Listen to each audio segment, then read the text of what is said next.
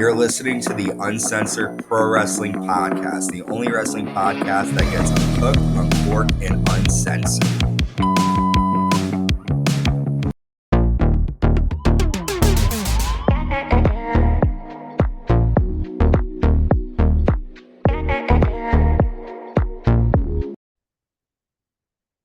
What is up, everybody? You are checking out the Uncensored Pro Wrestling Podcast. I'm your host, the Hot Commodity, and joined by my own Hot Commodity.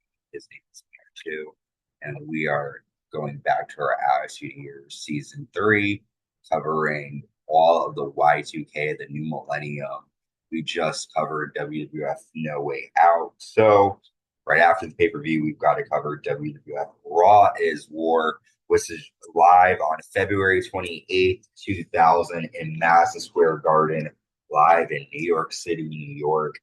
And we have Stephanie McMahon Helmsley and the WWF Champion Triple-H coming out to the ring. Triple-H starts off saying, "I probably should be basking in the glory for the greatest match of my life. I just can't do it. Last night, Mick Foley and I absolutely destroyed each other. A month ago, we did the same thing in this very arena. I got more respect for Mick Foley than anyone in my life. As a tribute to you, Mick, I got a little package that will chronicle your career." And then we get footage of Mick Foley's best moments, and then we see a DX logo, and we get footage of Mick Foley picking his butt, falling, getting his ass kicked by Triple H. There's a scene where we get like a mark in his underwear. Like, they're just trying to make Mick Foley look really bad here. Triple H and Stephanie laugh. Triple H says, "WWF will be a million times better without you." And then Stephanie says, "After all, Mick, you have a lot to look forward to. Instead of being a fat, smelly loser, you can be a fat, smelly, retired loser. All thanks to my husband, Triple H." That's when the Big Show and Shane McMahon come out. Shane helped the Big Show defeat The Rock last night at No Way Out. Shane says, "Did you think I was going to let you take over and not do anything? I was waiting for the perfect person. Lightning struck, and I wanted to align myself with the champion. I'm not talking about you, Triple H, and I'm not talking about that prima donna, The Rock. My champion stands 7'2" and weighs over 500 pounds." With that, The Rock comes out. Rock says, "Congratulations to the four of you. No, Stephanie, not for being the biggest tramp walking the streets of New York City. Congrats for being the biggest group of assholes The Rock has ever seen. At No Way Out, Big Show, you did beat The Rock, but unlike you, the People's Champion won't bitch. But I will guarantee I will go to WrestleMania and become WWF Champion." Triple H says, "This was a combo between a champion and a number one contender. This does not involve has-beens. You can just walk away. But since you blew your chance, you go back to the bottom." And then Triple H books The Rock versus the Brooklyn Brawler tonight. And Shane says, "Rock, there's no chance in hell you're going to WrestleMania." So what do you think about this little alliance forming here? They don't want The Rock at Mania. Shane doesn't, he's not working with Triple H and Stephanie, but what do you think? Well, I do remember this, and even as like a teenager, thinking some of like not knowing everything that I know now about wrestling, I knew The Rock was going to be there. Like, they couldn't not have The Rock at WrestleMania. Like, that's what everybody wanted. So, I kind of figured it was going to happen somehow, and it seemed like this was going to be the way. Well, they're going to definitely put some roadblocks ahead of The Rock before he gets there, but we'll have to see what happens. We see the Hardy Boyz challenge the Acolytes to a tag match tonight. Acolytes don't really care until the Hardys destroy their table, ruining their poker game, and now we're going to have the Hardys versus the Acolytes. This match is made after Terry paid off the Acolytes to help her defend against the Hardys after she turned on them. But Matt gets the win after landing a twist of fate to Bradshaw in a pretty quick match here. Thoughts? The Hardys get their revenge.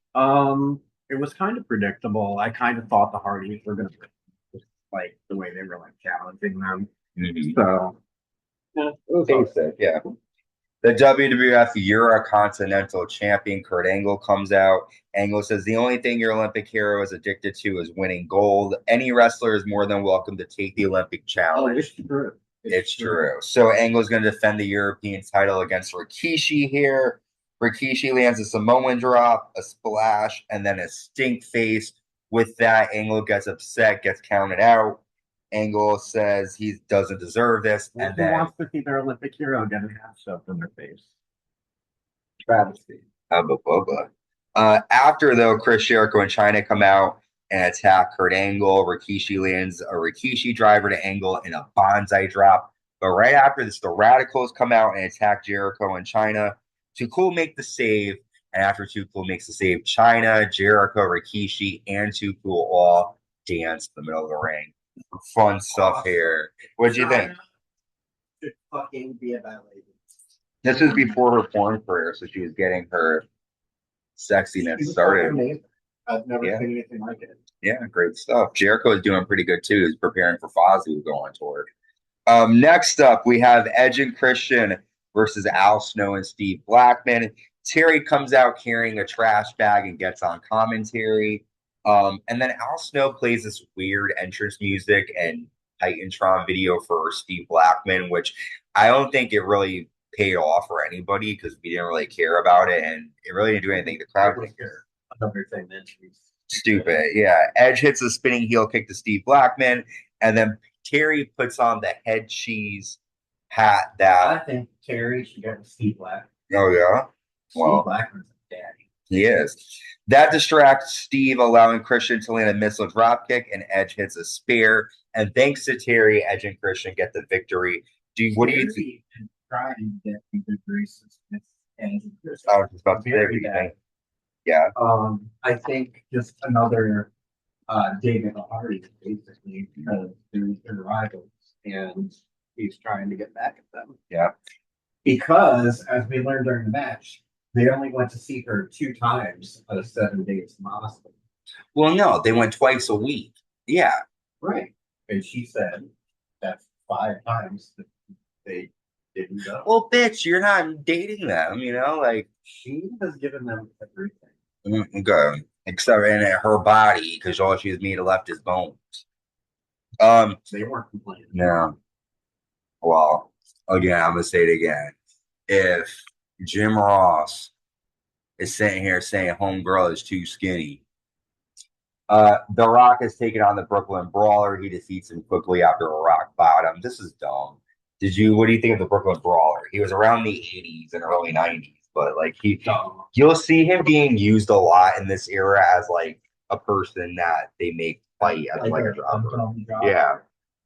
After The Rock gets on the mic, Rock says, Triple H, you think I'm gonna climb? Yeah. Rock says, do you think I'm gonna go back to my hotel? I don't feel like leaving New York City. Triple H, bring your ass out here so I can kick it. And then WWF Champion Triple H, Stephanie come out, followed by Shane, the Big Show. Shane says Rock and Triple H won't fight tonight. The WWF Championship will be defended between Triple H and the Big Show. Rock says if it's Triple H versus the Big Show, then WrestleMania is going to suck. Absolutely suck. Stephanie says, okay, Rock, you have one last chance. If you can pin either Triple H or the Big Show in a handicap match, then you got your shot at WrestleMania. So Rock obviously is going to take it because he wants to get there. Next, we have Chris Jericho and Chyna taking on Perry Saturn with Dean Malenko.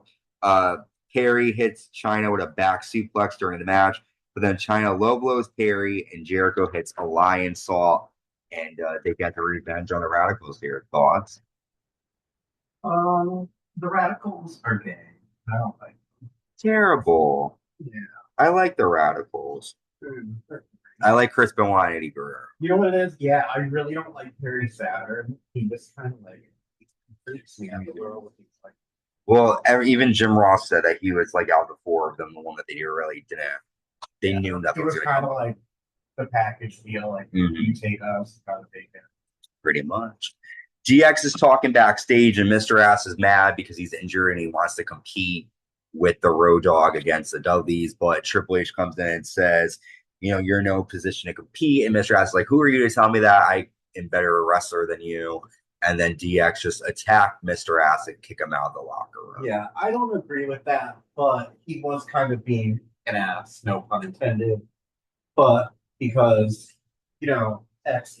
unfortunately, I would normally not say this, X-Pac was the better person because he had an arm injury and he was the cause of them losing night before the tag team championships of the world. Well, it's not. I mean, he got hurt, but Road Dogg could have kicked out the 3D. Road Dogg only got pinned.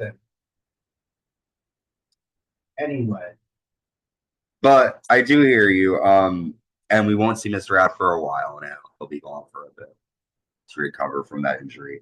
Next up, though, we've got some crazy shenanigans in the fan. We've got hardcore champion Crash Holly defending against Mark Henry with his pregnant wife. Well, not wife, his pregnant baby mama, Mae Young. During the match, Mae Young splashes Crash Holly and then immediately holds her stomach. sending her into early labor. Early labor, yeah. And then it goes to a commercial. So all we're left to think is that Mae's fucked up. She's going to have to give birth. And she does. And well, yeah. We'll talk about that in a moment. Taz takes on Chris Benoit with Eddie Guerrero next. During the match, though, Albert and Big Boss Man attack Taz, and then Albert lays out Taz with a modified cutter on top of a chair. I have to be honest, I'm getting bored very quickly. Well, it's like who they're booking him with. There's a really good storyline. There's a good storyline in the summer that involves Taz. I'm sure you will appreciate when we get there. But we've got some time to go. But yeah, Taz isn't really as big as he was in AEW because I'm sorry, in ECW because it's kind of like, small fish in a big pond. But Big Boston his gimmick needs to change. Like he never really really. No, it's just him. And he was doing that gimmick since the 80s. And also, what doesn't make sense is for the past couple of weeks, Albert and Bossman have been fighting. So it's like, why are they now partners again? Remember, Prince Albert accidentally hit Bossman with the nightstick, and then they started fighting each other on the floor, and then they had a match, and now it's like, okay, we're back together again. Yeah, it made no sense. Yeah. Mae Young is in the back, and she's got a paramedic who's trying to help her deliver her baby. They got her legs messed up. Yep, she wants to smoke a cigar before giving birth, which they oblige. They give her a cigar. She claims she hasn't had her period since 1957. We learn a lot about Mae Young in this. Mae Young then attempts to give birth and she farts, which happens to a lot of women, happens. And she ends up giving birth, but she gives birth to a hand. A white adult. Yeah. Mark Henry, what's up with his genetics? I mean, well, I think that he was possibly using the hand was a toy and maybe it got stuck up there. Okay. I mean, they were playing with Tutti Frutti edible underwear, so you never know. Well, gave birth to a hand, and we will see the hand in 2014 years later. They do a skit where it's a guy and it's like a hand. It's almost like the Hamburger Helper. It's like a big hand, and it's like he's with Mae Young and he's smiling. It's like Mae Young. Yeah, he's still alive in 2014. I don't know if it's 2014. I've been older than that, but around that time. Yeah. So congrats, Mae. Did she name him left or right? That was kind of a stupid dad joke. Did you get it? Left or right? Because it's a hand. All right, tag team champions. They brought him home in a onesie. That's funny. A onesie glove. We're corny, but we're actually not corny when it comes to the bed or any serious stuff that matters. At least you're not. Next up, tag team champions, the Dudley Boys are defending against Road Dogg and X-Pac with Tori. During the match, though, Kane and Paul Bearer come out. X-Pac runs from the ring. Kane choke slams Road Dogg and the Dudley Boys. Kane wants his hand on X-Pac. You think he's going to get a shot at him again? Yeah. Okay. Yeah. We then get a Mick Foley, the actual real tribute video to Mick Foley by the WWE. I will tell you, he is done from actively wrestling. He's not going to be on every week. You're not going to see him. He's actively be at WrestleMania. You'll have to wait and see what happens. We made it to our main event. We're going to find out if The Rock is going to go to WrestleMania right now. We have The Rock taking on the Big Show and WWF Champion Triple-H in a handicap match. Basic handicap match. Rock gets the advantage, and then Big Show and Triple-H double team him. Rock lands a rock bomb on Triple H. He goes and hits a people's elbow, but then Shane McMahon attacks The Rock, leading a DQ victory for The Rock. But again, the stipulation was that he had to pin Triple H or Big Show to make it to Mania. After Shane low blows The Rock, and then Big Show choke slams Rock, and Triple H, Big Show, Stephanie, and Shane all celebrate. And he loses his last chance. How do you think? I mean, this is his last chance. What do you think is going to happen? The only thing I can think of is that Vinny Mac will come back and throw his weight around and say, yeah, but doesn't he not like The Rock? That was but I think he might be a little upset with his children. Triple, yeah, true. Never can Vince McMahon. Or you never know. Maybe they'll set up one more extreme hurdle for him to jump to. I think Vince is a little bit busy, paying off people and doing some fun stuff. So that's how the hand keeps going. So with that, we've covered all of Raw's War. We're officially on the road to WrestleMania 2000, which is April 2nd. So we'll be covering all of March. No pay-per-view for March, but still a lot of crazy stuff happening towards WrestleMania. To check out the end of 97, 98, and 99, check out Attitude Year Season 1 and 2, and check out all of Season 3. It's all out. We're going to be continuing on with SmackDown coming out next. We also have our AEW Dynamite Wrestle Dream. That recap just came out. We've got Raw, SmackDown, everything else, NXT coming your way. So until next time, stay safe and stay uncensored.